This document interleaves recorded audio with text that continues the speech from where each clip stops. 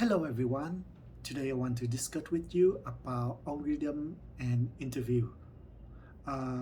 For my introduction, I learned programming and algorithm from secondary school. I won a few national contests, and I also at my university, my team has a reward from ACM, ACBC contest. My video today is not about how to solve the problem on HackerRank or LeetCode, but it would be focusing to the face-to-face interview section. So the first section I want to discuss is about why algorithm. In the real working life as developer, we rarely need to use the algorithm or need to remember it. We might need to use some time for our work, like if you need to implement a delivery system or a calendar scheduling, or you need to optimize some part of your program. When you need to resolve some technical issue, you need to do research via Google or Stack Overflow, wherever, but you need to understand it and don't copy and paste. You don't need to reinvent anything new. But why do the interviewer keep asking questions about algorithm even after you already passed and finished an online interview round coding with HackerRank? You might think they don't want you to cheat during the coding interview or asking someone to do it for you, but to be honest, they don't really care about your previous testing phase. It's just about the process.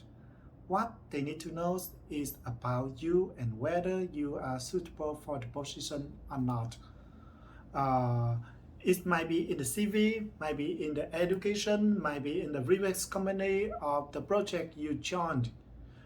If you study in a famous university, did an internship in a big tech company, or joined a couple of open source projects, these questions are just additional procedure. But if you are a fresher, then it's the only and standard way to evaluate your ability. Even you are good at algorithm, some panic during interviewing would be a disaster. It is not a contest where you have time constraints, but no one is staring at you. It doesn't have a test suite, so you can submit many times as you want to know whether your answer is correct or not. Accept the question, are you sure about your answer?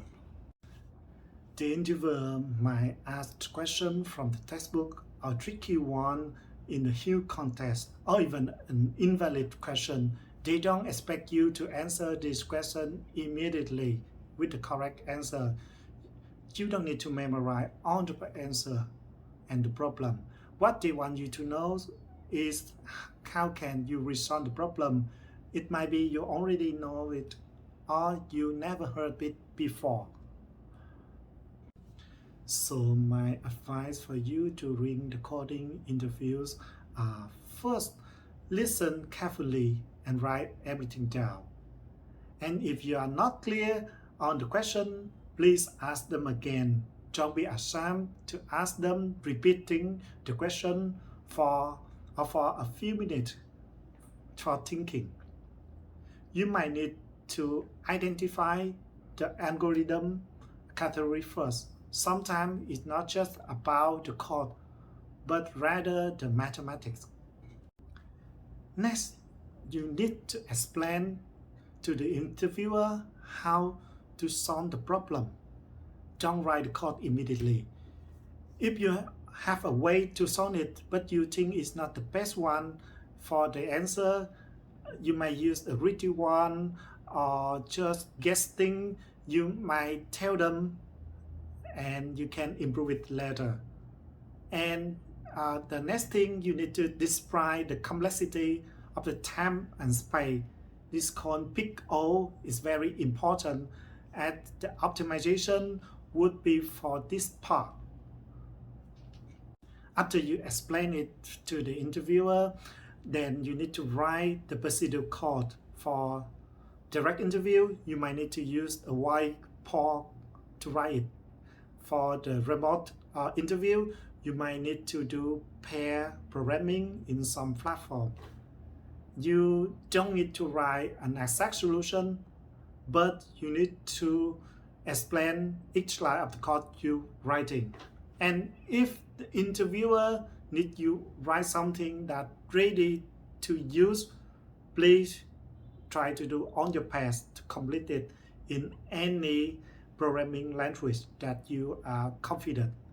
And during the interview, remember interact with the interviewer or just think as they are your co-worker at your company and you doing a brief project, and listen any feedback from them.